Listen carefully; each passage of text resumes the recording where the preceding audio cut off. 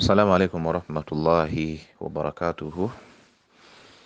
الحمد لله والصلاة والسلام على رسول الله صلى الله عليه وسلم وبعد. Twebaza Allah subhanahu wa ta'ala nanyini matenda amajjuvu oyakyatukuumye era akyatugabirira mu mbeera zonna newankubadde nga akaseera kakazigizigi. Nsaba okusaasira ku n'emirembe Omubaka Muhammad sallallahu alaihi wasallam n'abo abaligoberera obuufu Allah tabarakahu wa ta'ala mwe yayisa abaakulembera paka lwalisalawo n'azingako enseera. Amanya Omar Sulaiman Kasule nga bulijjo okukutuusaako emisomo egikwatagana ku busika obw'eddiini Busiraamu, so nga tetwerabira nti ensonga ezo tuzitambuliza ddala era okulungamya ku nsonga zonna ezikwatagana ku busika bw'eddiini Busiraamu awamu n'enkwatagana mu mateeka g'eggwanga lyaffe eya Uganda. Tuli ku musomo tubadde tutambulirako okumanya abalina emigabo mu maali y'omufu.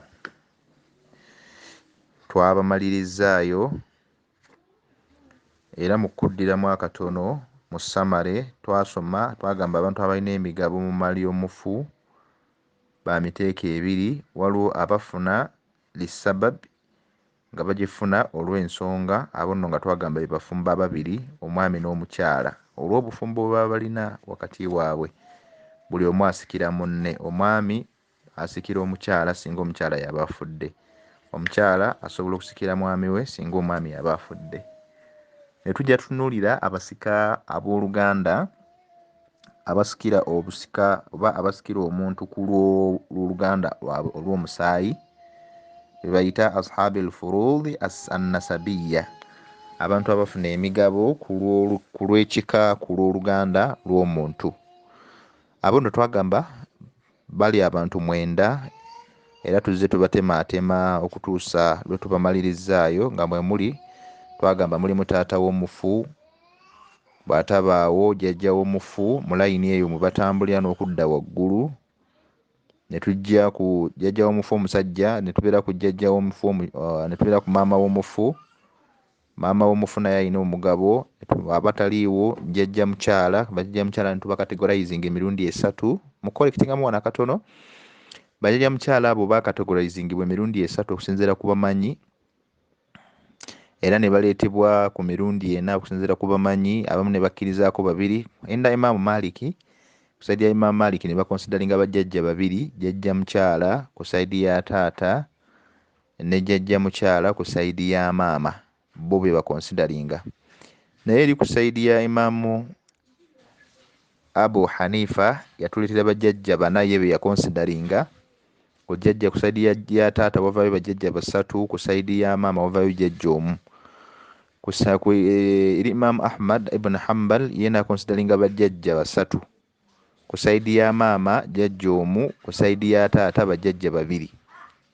Abo nno twaboogedde okwolekitingamu akatono nti bo be bajjayo bajjajja 2, ye maama wa taata ne maama wa jjajja. Abo nno 2 be baleeta nti basobola okujja ne begatta ne maama wa maama oba jjajja mukyala ku saidi ya maama. Abo basobola okuba nga bajja ne begatta ne bafuna busika.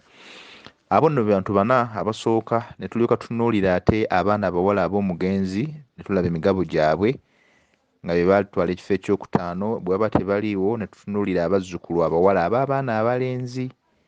Abo nno ne tugamba nti nabo bwe batyo be badda mu kifo ky'abaana abawala singa babeera tebaliiwo, be batwala ekifo eky'omukaaga. Ekifo eky'omusanvu ne kitwalibwa mwannyina w'omugenzi, mwannyina oyo nga bagatta maama ne taata. Mwannyina oyo bagatta maama ne taata asobola okuba omu oba nga bangi, nabo bajja mu kifo ekyomusanvu. Ekifo ekyomunaana bannyoko bwe babeera tebaliiwo, abo bogatta nabo maama ne taata, wasobola okubaawo bannyoko be mugatta taata nga bamaama banjawulo. Abo be batwala ekifo ekyomunaana ne babeera nga nabo bwe batyo baleetebwa. Ekifo eky'omwenda kyatwalibwa baganda b'omufu ku lwa maama naye nga bataata banjawulo. Abo nno twagamba bazingira wamu abalenzi n'abawala, bo tebalina nnyo njawulo ebaawula kuba ebyabwe babigabana nga tewaliwo kusinza ku mulenzi oba ku muwala. Ebyo nno betwalaba ku mulundi guli ne tulaba abantu abo. Katutunuulire ekisembayo omufundikiro omusomo guno nga tutunuulira abaffe migaso ki gye tufunamu mu kumanya abantu abo nga bwe tubannyonnyodde. Emigaso egiri mu kumanya abantu abo ab'emigabo katuyite wano mu mangu. Omugaso ogusooka gwe tuyinza okufuna agambye nti taswiyatul untha alwahidatu wal inathi almutaaddida fi mirathi fi arbaati mawadii bayanuha ala nahwi ttaali. Kyetufuna ekitumanyisa ebintu bino, twagala okumanya abannaffe okwenkanankana n'okusinza oba n'okusukkulumako oba n'okusoola kwabamu abasika. Gamba nga tugambye nti tastawi al untha, bwe tutunulira nti abaana abawala benkanankana oba abayitibwa abakyala ebiseera ebisinga benkanankana. Alwahidatu bw'abanga azze ng'oli omu alwahida wal inathu almutaaddidatu fi lmirathi fi arbaati mawadhi, benkanankana singa babeera bazze mu bifo ebina wammanga. Basobola okwenkanankana abaana abawala oba abakyala singa baba bazze mu bifo bino wammanga mu busika. Ekisobo ekisooka almadhi alawwal aga nti bintul ibini, omwana w'omugenzi, omuzzukulu omuwala ow'omugenzi. Kitegeeza ava wa mwana muwala ow'omwana omulenzi, omuzzukulu omuwala ow'omwana omulenzi gwayita bintul ibini au banatul ibini, obanga bangi abaana b'abaana abalenzi abo abaana abawala. N'olwekyo abaana abo abawala abazzukulu ab'abaana abalenzi singa babeera bazze mu busika idha kanati au kunna maa binti as-sulbi, bwebanga bazze ate nga waliwo muwala w'omugenzi omu, abo ne babeera nga bazze okwenkanankana mu busika, babeera benkanankana, tewaliwo akola ki asooloba ku munne. N'olwekyo alwahida omu wabazze omuwala omwana oyo omuzzukulu omuwala ow'omulenzi, obanga bazze bangi oba babiri, baba bagenda kwenkanankana mu busika, tewagenda kubaawo asinzaako munne.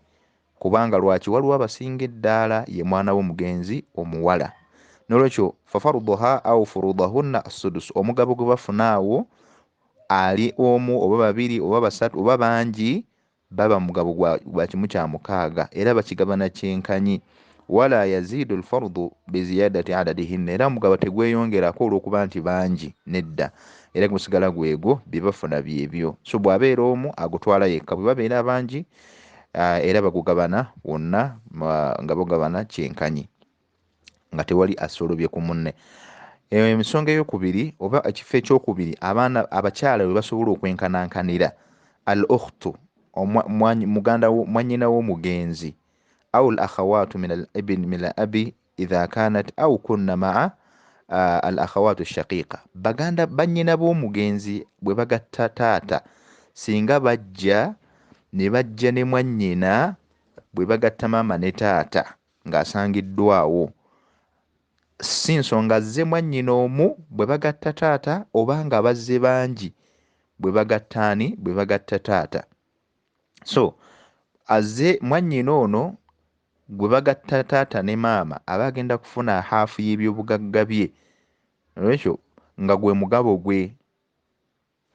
Naye omugabo gw'abano bannyina bwe bagatta taata, baba bagenda kugwa mu mugabo gwa kimu kya mukaaga, tebagenda kweyongerako, tebagenda kusukkawo ku kukendeezebwa, bye bagenda okugabana nga bwe tulabye ku bali. Olwaki? Kubanga waliwo abasinga eddaala waggulu, n'olwekyo kyekyo bwe kityo bwe kiri. Omugabo omulala abakyala bwe bagenda okwenkanankanira gwe mugabo ki?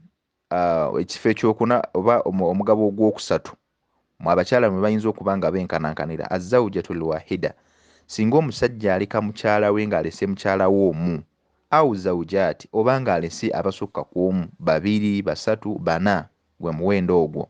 Tetusukka ku bana kubanga abaana be bali considered okuva mu Qur'ani ekitiibwa ne mu hadithi za Nabbi sallallahu alaihi wasallam. N'olwekyo singa omusajja aleka abakyala abo, noga nti laha au lahunna arrubu, singa waba waliwo omwana oba nga tewali mwana, emigabo gikyukakyuka okusinziira ku mbeera nga bwe twakiraba. N'olwekyo mu bigabo gyabwe gye tumanyi baliwo omugabo ogw'ekimu ekyokuna ne wabawo omugabo ogw'ekimu ekyomunaana. Emigabo egyo nga bw'ogiraba tegyeyongerako, tegikendeera. Era abakyala abo oba olesa omu agutwala yekka, bw'oba olese bangi oba babiri oba basatu, era gwe mugabo gwe bakola ki, gwe bagabana, tegweyongezebwako. Ekifo ekyokuna oba mu mbeera ey'okuna, abakyala bano basobola okuba nga benkanankanira, kuba tugabe benkanankana mu mbeera nnya. Aljaddatu lwahida, omuteeko ogwo gwe bajjajja, jjajja singa abazze nga ali omu, awul jaddaati oba nga bazze bajjajja bangi, laha awulahunna sudus, bonna bagwa mu muteeko gwe gumu. Bw'abeera omu atwala omugabo ogwo, bwe babeera bangi era bonna mwe bagwa. Omugabo ogw'ekimu eky'omukaaga enda adamil hajibi, nga tewaliiwo abaziyiza. Olwo abaziyiza twamulaba twagamba ye maama w'omufu. Singa maama w'omufu asangibwawo, bajjajja tebakola ki, tebajja. Wala yaziidu biziyadati adadihinna, era omugabo tegusobola kweyongerako nti olw'okuba bajjajja bangi, kuba bajjajja betwagamba abasika bateekwa kuba bajjajja bano okusinziira ku bamanyi ab'enjawulo. Ewa Imaamu Abu Hanifa bali bana, ewa Imaamu Ahmad ibn Hanbal ne bali bajjajja basatu, ewa Imaamu Maliki bali bajjajja babiri. So Imaamu Shafi'i yeegatta wamu ne Imaamu Abu Hanifa ne babeera nga bo bwe batyo bakonsalinga bajjajja bateekeddwa kuba bana, era nga gye qawlu rajihi abamanyi bakola ki, bye bagenderera. Nga ku sayidi ya taata wavaayo bajjajja ba mirundi esatu, babika bisatu, ate ku sayidi ya maama ne wavaayo jjajja wa mulundi gumu.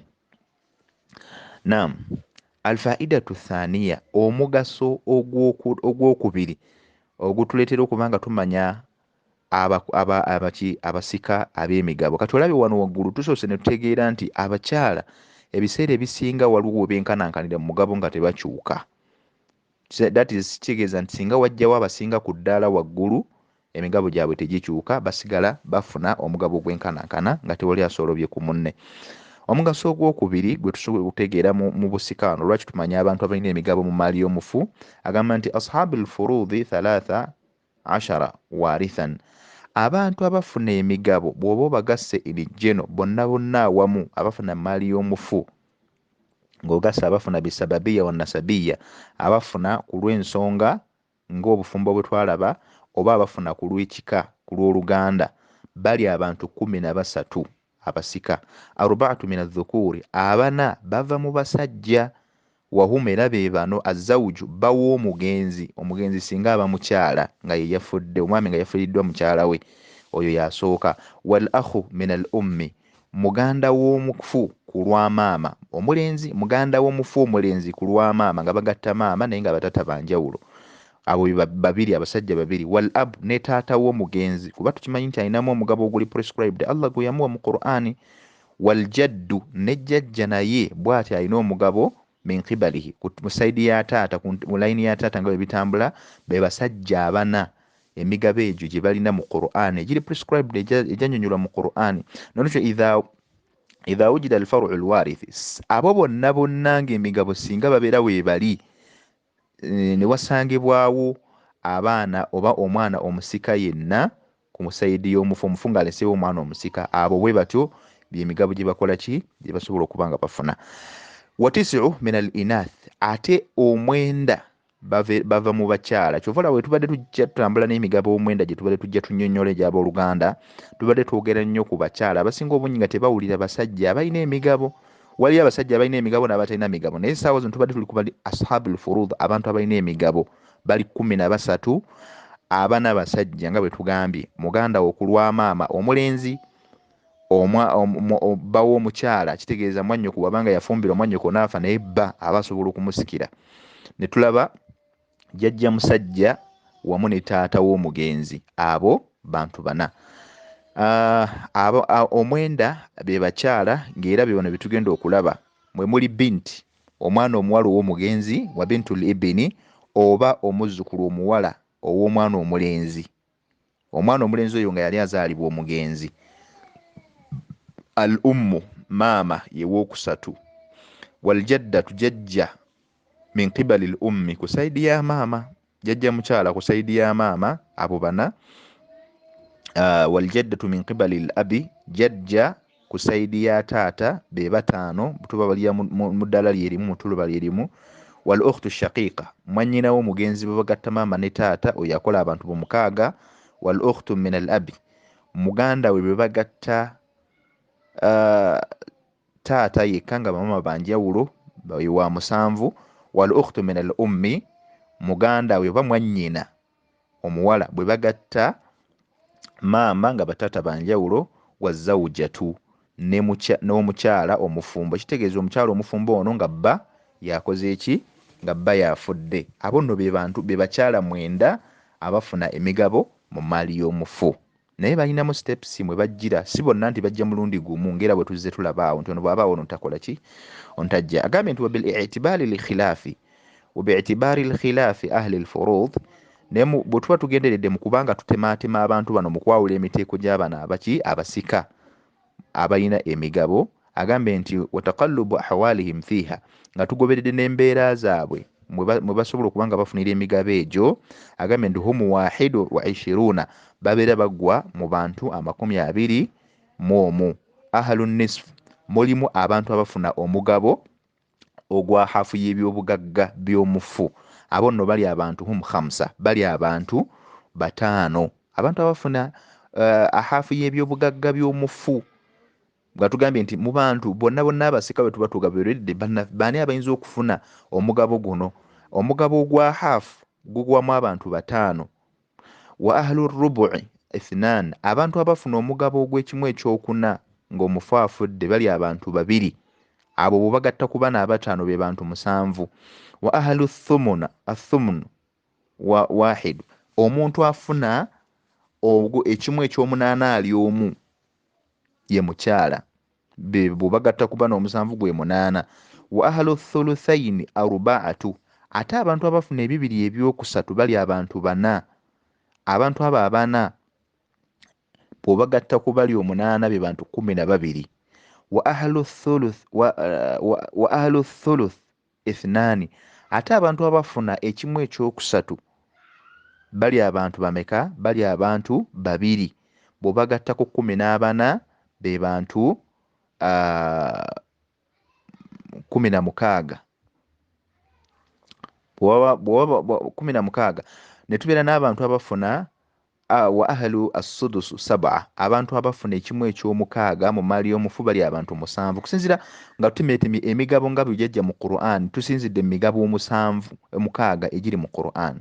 So abantu abafuna ekimu eky'omukaaga bali abantu 7 kati abantu abo 7 bw'obagatta ku bali abantu 16 be bantu 21 be tugambye abafuna emigabo mu maali y'omufu. Ayo ye faida ey'okubiri gye tutunuulidde. Faida ey'okusatu ayanu banil ummi bebayita ayanu banil ummi mu lulimi lwa faraidu bebayita ayanu banil ummi omuntu ekigambo ekyo kiba tukiwulidde omuntu yenna yasoma ku faraidu kasita agamba nti min ayani banil ummi aba ategeeza nti al ikhwatu wal akhawatu al ashiqa aba ategeeza abaana abawala n'abalenzi nga bagatta taata ne maama erinnya lye balina mu erimu eno bayita ayanu banil ummi be baana bali bagatta maama ne taata. Nagamba nti summu bidhalika ekyabayise ekyo oba ekibayitisiwe erinnya eryo li annahum min ayinin wahid olw'okuba nti bava mu muntu omu oba bava wamu ayi abin wahidun wa ummin wahidin bava mu taata ne maama nga be bamu amakulu bakadde baabwe bali 2 bokka sigamba nti ono bagatta maama ate ono baawula taata nedda. Kati ate abo nabo tugamba nti waliwo bayita ba ayanu banil allati be bayita ayanu banil allati abo nabo muteeko gw'abasika be tulina nga be baani agamba nti hum al ikhwatu wal akhawatu li ab be abantu oba abooluganda nga bagatta taata ne bagatta maama nga bagatta taata yekka naye nga baawula maama abo bayita ayanu banil allati abantu abaawula omu ku bazadde amakulu be bagatta taata naye nga baawula maama. Nolwekyo somo bidhalika nabo baayitibwa olw'ekyo li anna zawj olw'ensonga nti omusajja qad alla zawjatahu thaniya abeera kye bayita alla kibanga gamba okulwaza omukyala we owookubiri, amakulu n'abeera nga awasizza omukyala owookubiri n'abanga aba ayongedde ku mukyala we omu, n'abeera nga ayongedde ku mukyala we omu ne bafuuka abakyala babiri, kitegeeza nti agenda kuzaala mukyala ono ne mukyala ono ng'abaana banjawulo. Waqiila, kigambibwa lianna ummi kulla wahidin minhum lam ta'illa al akhar, olw'ensonga nti kuba nti maama wa buli mwana gw'abaazadde lam ta'illa kulla wahidatin akhar, si buli omu nti abeera oba kyetwandiise al-illa kibanga kyetwandiise okulwa, si buli omu nti asanyukira munne, nga bw'olaba nti igharatu al-nisa, abakyala okubeera nga buli omu abeera alina ki, alina obukyayi ku munne. Ay lam tasqi bilabaniha, kuba buli omu ono woono tayinza kuyonsa oli, oba kitegerekeka nga bagamba nti buli mbuzi ku nkondo yaayo, abamu bwe bagamba. Kyova olaba nti embuzi bweba tezaala kaana tesobola kayonsa, ekasindika eri. Kyekimu n'omukyala nti wadde bali ku bba y'omu, omusajja abazaalamu abaana abo y'omu, oli tasobola kuyonsa ono, nono tasobola kuyonsa ono. Kyova nga bayita akhwatu li ab, tubaawula.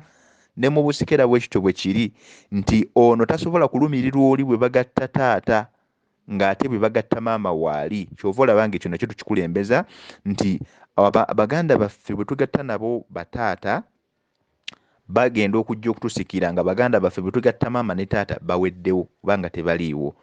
Y'ensonga eyo lwaki tuba tubakolaki, tubasoma. Nokyo wabanul akhiyaafi, waliwo bayita babanul akhiyaafi, abaana abaawula abazadde amakulu ab'enjawulo, tubalina bamiteeka esatu. So banul akhiyaafi hum al ikhwatu wal akhawatu li ummi wahidatin wa abain shatta, be baana abo abaana abalenzi n'abawala nga balina taata bataata baabwe banjawulo ate nga maama waabwe y'omu, bebayita banul akhiyaafi. Banul akhiyaafi be bantu oba abooluganda abagatta maama nga taata wanjawulo. Summu bidhalika, baayitibwa ensonga eyo liannahum, olw'ensonga min akhlaaqi rijaali, bali mu basajja ab'enjawulo, bali mu basajja oba bava mu basajja ab'enjawulo. La min rajulin wahid, tebava mu musajja omu. Wa akhiyaafi al ikhtilaat, gye bayita akhiyaafi kitegeeza al ikhtilaat, okubeera nga abantu okwawula. Ikhtalata yani ikhtilaat, okwawula, okugatta maama ne mwawula bataata mu mbeera efaanako bwetyo. So kitegeeza emiteeko gino ekitumanyisa bano, ekiruleetera okumanya abantu, tunoonya amadaala g'abantu mwe baggwa, kubanga obusika buno bwazzibwa eri abantu abasinga okubeera ennyo ne laavu eri omufu.